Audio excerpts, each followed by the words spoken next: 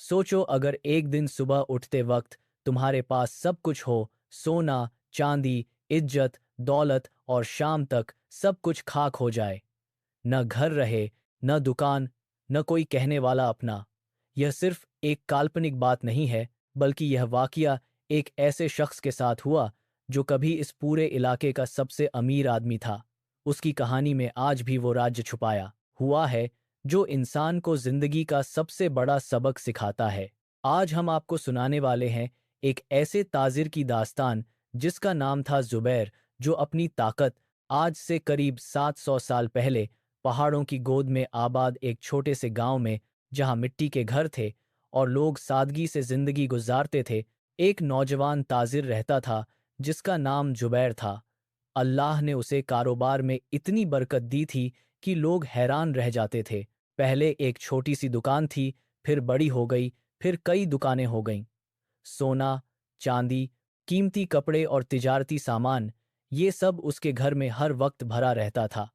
लोग उसे खुशनसीब कहते थे और उसकी कामयाबी देखकर आंखें फैलाते थे। मगर किसी को क्या पता था कि इस चमकती दौलत के पीछे एक ऐसी अंधेरी रात आ रही थी जो जुबैर की पूरी जिंदगी बदल देने वाली थी। एक वक्त था जब जुबैर पांचों वक्त की नमाज मस्जिद में अदा करता था। गरीब की मदद करना, यतीमों को खाना खिलाना और मोहताज की हाजत रवाई के लिए आगे बढ़ना, ये उसकी पहचान थी। लोग उसकी सखावत और नेक दिल्ली की वजह से उसे इज्जत देते थे। मगर जैसे जैसे दौलत बढ़ती गई, इबादत में कमी आने लगी। पहले फज्र की नमाज छूटी, फिर जौहर, फिर असर। नमाज एक रस्म बन गई जो कभी कभार ही अदा होती थी। उसके रवैये में भी तब्दीली आ गई। गरीब को देखकर मुंह फेर लेता, सवालियों को डांटता और मुलामीन से सख्त पेश आता। गांव में आम बात हो गई थी कि जुबैर की दौलत बड़ी है, मगर दिल छोटा हो गया है। मगर ये बातें जुबैर के कानों तक नहीं पहुंचती थीं, क्योंकि वह अपनी बड़ी दुकान में इतना गुम हो चुका था कि दूसरों की आवाज सुनना ही छोड़ दिया था। एक दिन एक बूढ़ा मुसाफिर जुबैर की दुकान पर आया। कपड़े पुराने थे, चेहरा थका हुआ था और आंखों में 3 दिन की भूख की तकलीफ थी। बेटे, 3 दिन से भूखा हूं, खुदा के नाम पर कुछ खाने को दे दो, उसने हाथ फैलाते हुए कहा। जुबैर गुस्से से लाल हो गया। तुम्हारे जैसे भिखारियों को मैं कुछ नहीं देता। मैंने अपनी दौलत मेहनत से कमाई है। तुम भी मेहनत करो। अल्लाह ने मुझे दौलत दी है क्योंकि मैं उसका हकदार हूं। वह चिल्लाया और बूढ़े को धक्का देकर बाहर निकाल दिया। बूढ़े आदमी की आंखों में आंसू आए, मगर उसकी निगाह में एक अजीब चमक थी। बेटे, अल्लाह की नेमत का शुक्र अदा करो। जो अल्लाह देता है वो ले भी सकता है। तेरी आजमाइश हो रही है और तू नाकाम हो रहा है। जुबैर मुस्कुराया और कहा, मेरी क्या आजमाइश? मेरे पास सब कुछ है, सोना, चांदी, इज्जत, दौलत। मैंने ये सब अपनी मेहनत से हासिल किया है, किसी का एहसान नहीं मुझ पर। अब जाओ यहां से। उस रात जुबैर को ख्वाब में एक अजीब आवाज सुनाई दी। जुबैर, तुम्हें 3 दिन की मोहलत है। या अपनी नाशुक्र से तौबा करो या फिर सब कुछ खो दो। वह पसीने में डूबा हुआ जाग उठा। बाहर आसमान पर काले बादल घिर आए थे और दूर कहीं बिजली कड़की। मगर सुबह होते ही जुबैर ने ख्वाब को एक वहम समझा और रोज की तरह अपनी दुकान की तरफ चल पड़ा। उसके जहन में यह बात तक नहीं आई कि शायद वो आजमाइश में खड़े होने का वक्त आ चुका है। दूसरे दिन जुबैर का सबसे बड़ा ग्राहक, शहर का अमीर सौदागर सलमान, दुकान पर आया और कहने लगा कि उसका सारा सामान वापस चाहिए, क्योंकि खबर मिली है कि जुबैर बेईमानी से लूटता है। उसी दिन कई बड़े ग्राहक सामान वापस ले गए। शाम तक अफवाह फैल गई कि जुबैर के सामान में मिलावट है। वह हैरान था कि अचानक यह सब कैसे हो गया। घर लौटते वक्त वही बूढ़ा फिर मिला, इस बार साफ कपड़ों में और चेहरा नूरानी लग रहा था। बेटे, अभी भी वक्त है। अल्लाह की नेमतों का शुक्र अदा करो और घमंड छोड़ दो। जुबैर ने गुस्से में उस पर इल्जाम लगाया कि उसने ही अफवाहें फैलाई हैं। बूढ़े ने सिर हिलाया और कहा, जुबैर, यह आजमाइश है। अल्लाह तुझे याद दिला रहा है कि यह सब उसी की अता है। 2 दिन अभी बाकी हैं। तीसरी सुबह जुबैर दुकान पहुंचा तो रात की चोरी की खबर मिली। आधा सामान गायब था, नौकरों को कोई आहट तक नहीं हुई थी। जुबैर बैठकर रोया। इतनी मेहनत से कमाया माल एक रात में गायब हो गया। दोपहर को शहर का मुहत्सिब आया और कहने लगा कि टैक्स छुपाने की शिकायत मिली है और अगर फौरन जुर्माना नहीं दिया गया तो दुकान सील कर दी जाएगी। जुबैर ने घबराकर अपनी बाकी बची दौलत का ज्यादातर हिस्सा जुर्माने में दे दिया। रात को जब वह अपने घर के सहन में बैठा तारे देख रहा था तो वही आवाज आई, जुबैर, आखिरी दिन आ गया है, कल सूरज डूबने तक तेरा फैसला होना चाहिए। और फिर एक जबरदस्त तूफान पूरी रात जारी रहा। तेज हवाएं, बारिश, सैलाब सब मिलकर जुबैर को हिला रहे थे। वह कांपते हुए बैठा रहा और पहली बार सोचने लगा कि क्या वाकई वह गलत राह पर था। सहर होते ही तूफान थमा। जुबैर ने बाहर निकलकर देखा तो दिल दहल गया। उसका सुंदर बाग तबाह हो चुका था। फलदार दरख्त उखड़ गए थे, फूल बह गए थे और दीवार का एक हिस्सा गिर चुका था। दुकान पहुंचा तो छत उड़ चुकी थी और बारिश ने बाकी सारा सामान तबाह कर दिया था। एक भीड़ जमा थी जो मुस्कुराकर देख रही थी। देखो मगरूर जुबैर का अंजाम, एक ने कहा। अल्लाह की नेमत की कद्र नहीं की।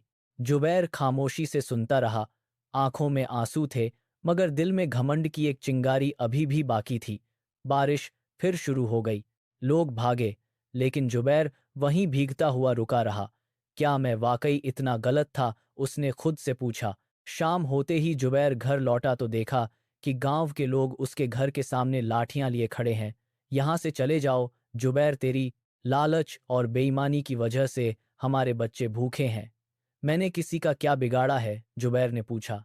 तूने गरीब का हक छीना, ज़कात नहीं दी, लूटो खसूट की, अब तू हमारे गांव में नहीं रह सकता। जुबैर भागा मगर उसे अपने ही घर से बेदखल कर दिया गया। सूरज डूब रहा था। रोटी खाते हुए पहली बार एक हकीकी शुक्र का एहसास हुआ। बाबा, मैंने बहुत गलतियां की हैं लेकिन अब मैं बदल चुका हूं। बूढ़ा मुस्कुराया, अल्लाह की रहमत हमेशा मौजूद है बेटे, आओ मेरे साथ, तेरी आजमाइश खत्म हो चुकी है। बूढ़े ने मुस्कुराते हुए कहा, मैं सिर्फ एक याद दिलाने वाला हूं। पहाड़ी पर पहुंचते ही जुबैर की आंखें हैरानी से खुली रह गईं। वहां एक छोटा सा घर था और सामने वही लोग बैठे थे जिन्होंने उसे गांव से निकाला था, मगर अब उनके चेहरों पर गुस्सा नहीं बल्कि सुकून था। बूढ़े ने बताया कि 50 साल पहले इस गांव में एक अमीर ताजिर आबिद था जिसने अपनी सारी दौलत गरीबों में बांट दी थी। मरते वक्त उसने कहा था कि यह दौलत उस शख्स को दी जाए जो उसका हक अदा करे। अल्लाह ने तुझे चुना जुबैर, वो दौलत तुझे दी गई थी यह देखने के लिए कि तू क्या करता है। पहले तू शुक्रगुजार था मगर फिर दौलत ने तेरे दिल को काला कर दिया। अल्लाह चाहता था कि तू दोबारा अपनी असल हालत में लौट आए। जुबैर समझ गया, यह एक इम्तिहान था। आंखों से आंसू बह निकले। मैं कितना नादान था। मैंने समझा कि मेरी दौलत मेरी अपनी मेहनत का नतीजा है, जबकि यह तो अल्लाह की तरफ से एक अमानत थी। बूढ़े ने मुस्कुराकर कहा, नाकाम नहीं हुए जुबैर, बस सबक सीखा है। तू अभी भी कामयाब हो सकता है। उसने एक चाबी दी और बोला, ये आबिद के खजाने की चाबी है। खजाना अभी भी वहां है, तेरे घर के नीचे दफन। जुबैर ने चाबी ली और अहद किया, इस बार आपको मायूस नहीं करूंगा। मैं दौलत का इस्तेमाल लोगों की मदद के लिए करूंगा, झकात अदा करूंगा और हर नेमत पर अल्लाह का शुक्र अदा करूंगा। बूढ़े की आंखों में खुशी के आंसू आ गए और गांव वालों ने मुस्कुराकर जुबैर को गले लगा लिया। अगली सुबह जुबैर ने घर के नीचे दफन खजाना निकाला जो उसकी पहली दौलत से कहीं ज्यादा था, लेकिन इस बार आंखों में लालच नहीं बल्कि शुक्र के आंसू थे। या अल्लाह, यह सब तेरी अमानत है, मैं सिर्फ अमानतदार हूं। उसने सबसे पहले एक बड़ी मस्जिद बनवाई, फिर एक मदरसा जहां गरीब बच्चे मुफ्त तालीम हासिल कर सकें। गांव में पानी के कुएं खुदवाए, मुसाफिर खाने बनवाए और बीमारों के लिए शिफा खाना तामीर करवाया। हर जुम्मे को जुबैर खुद अपने हाथों से गरीबों में खाना बांटता, यतीमों को कपड़े देता और विधवाओं की मदद करता। लोग हैरान थे कि यह वही जुबैर है जो कभी इतना मगरूर था। अब उसकी आंखों में आजिज़ी थी और चेहरे पर मुस्कुराहट। सालों बाद जब जुबैर बूढ़ा हुआ, उसने अपनी सारी दौलत वसीयत में गरीबों, यतीमों और मस्जिदों के लिए दे दी। मैं खाली हाथ दुनिया में आया था और खाली हाथ ही जाऊंगा। दौलत अल्लाह की अमानत है, मैं उसे अल्लाह की मखलूकात में वापस कर रहा हूँ। गांव में अब उसे शाकिर जुबैर के नाम से जाना जाता था। लोग मशवरा लेने आते और वो हमेशा एक ही सबक देता, शुक्र करो, क्योंकि नाशुक्र का अंजाम बहुत बुरा होता है। जुबैर की इस दास्तान से हम सबको यह याद दिलाया जाता है कि दौलत हो, सेहत हो, अकल हो या इज्जत, यह सब अल्लाह ताला की अता है। हमारा फ़र्ज़ है कि हम इन नेमतों का शुक्र अदा करें और इन्हें दूसरों की भलाई के लिए इस्तेमाल करें, क्योंकि जो चीज़ हमने दी नहीं, उसकी हिफाजत भी हम नहीं कर सकते। दोस्तों, अगर इस कहानी ने आपके दिल को छुआ हो, तो आज ही चैनल को सब्सक्राइब कर लें और लाइक का बटन ज़रूर दबाएं, ताकि ऐसी और सच भरी कहानियाँ आप तक पहुँचती रहें। और कमेंट बॉक्स में यह ज़रूर लिखें, क्या आपने कभी किसी नेमत के छीन जाने के बाद ही उसकी कद्र समझी है? आप कैसे रोज़ अल्लाह की नेमतों का शुक्र अदा करते हैं? आपका जवाब किसी और के लिए भी रोशनी बन सकता है। जुबैर की कहानी असल में एक ऐसे इंसान का सफ़र है जो गुर्बत से उठकर दौलत की बुलंदी तक पहुंचता है, लेकिन फिर अपनी ही कामयाबी के नशे में सब कुछ खो देता है। शुरू में जुबैर एक सीधा, सादा और मेहनती ताजिर होता है, जिसे अल्लाह अपनी रहमत से इतनी बरकत देता है कि उसकी छोटी सी दुकान धीरे धीरे एक बड़ी तिजारत में बदल जाती है। उसका नाम पूरे इलाके में मशहूर हो जाता है और लोग उसकी मिसाल देते हैं। लेकिन जैसे जैसे दौलत बढ़ती है, उसका दिल बदलने लगता है। जो जुबैर पहले गरीबों की मदद करता था, वो अब उन्हें नज़रअंदाज करने लगता है। जो बंदा पहले हर वक्त अल्लाह का शुक्र अदा करता था, वो अब अपनी कामयाबी को सिर्फ अपनी मेहनत का नतीजा समझने लगता है। यह बदलाव धीरे धीरे उसे एक ऐसे मोड़ पर ले आता है जहां उसका घमंड उसकी पहचान बन जाता है। कहानी का असल मोड़ तब आता है जब एक बूढ़ा मुसाफिर उसके पास मदद के लिए आता है। यह मुसाफिर असल में एक आजमाइश होता है, लेकिन जुबैर उसे पहचान नहीं पाता। वह उस भूखे और कमज़ोर आदमी को मदद देने के बजाय उसे जलील करके भगा देता है। इसी लम्हे से उसकी ज़िंदगी का रुख बदलना शुरू हो जाता है। उसे एक ख्वाब के जरिए तंबीह की जाती है कि उसके पास सिर्फ कुछ दिन हैं अपनी गलती सुधारने के लिए, लेकिन वो इस बात को संजीदगी से नहीं लेता। यह उसकी सबसे बड़ी गलती होती है। इंसान अक्सर वार्निंग साइंस को इग्नोर कर देता है और जुबैर भी यही करता है। उसे लगता है कि उसकी दौलत और ताकत उसे हर मुश्किल से बचा लेगी, लेकिन असल में यही चीज़ उसके जवाल की वजह बन रही होती है।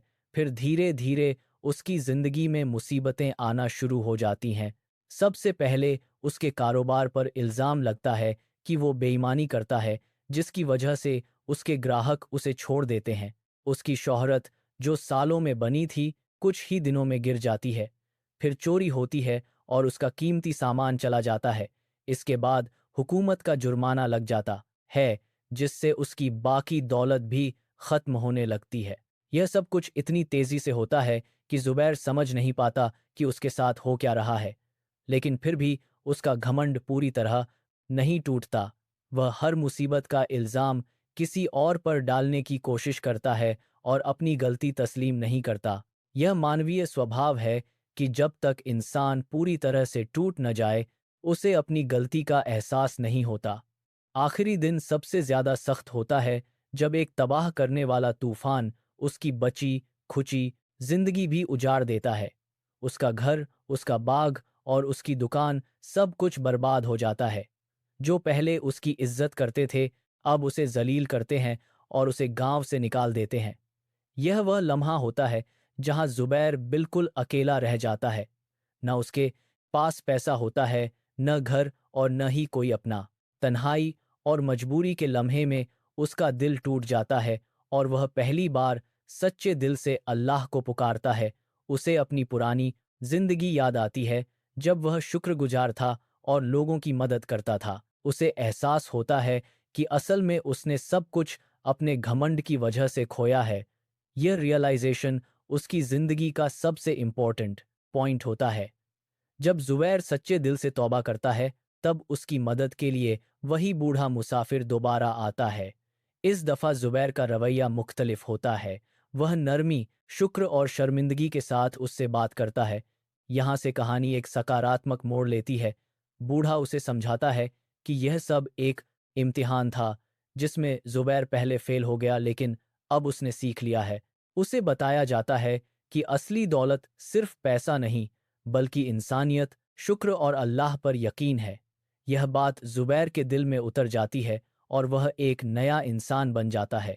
यह साबित करता है कि जब इंसान अपनी गलती मान लेता है, तो उसके लिए बेहतरी का रास्ता खुल जाता है। आखिर में जुबैर को दोबारा दौलत मिलती है, लेकिन इस दफ़ा उसका रवैया बिल्कुल बदल चुका होता है। वह इस दौलत को अपनी मिल्कियत नहीं बल्कि अमानत समझता है। वह मस्जिद बनवाता है, गरीबों की मदद करता है, यतीमों का ख्याल रखता है और हर वक्त अल्लाह का शुक्र अदा करता है। लोग उसे फिर से इज्जत देते हैं, लेकिन अब उस इज्जत की बुनियाद उसकी दौलत नहीं, बल्कि उसका किरदार होता है। उसकी कहानी हमें यह सिखाती है कि जिंदगी में असली कामयाबी सिर्फ पैसा कमाना नहीं, बल्कि अपने दिल को साफ रखना और अल्लाह की दी हुई नेमतों का शुक्र अदा करना है। अगर इंसान घमंड में आ जाए तो वह सब कुछ खो सकता है, लेकिन अगर वह शुक्रगुजार रहे तो अल्लाह उसे और ज्यादा अता करता है।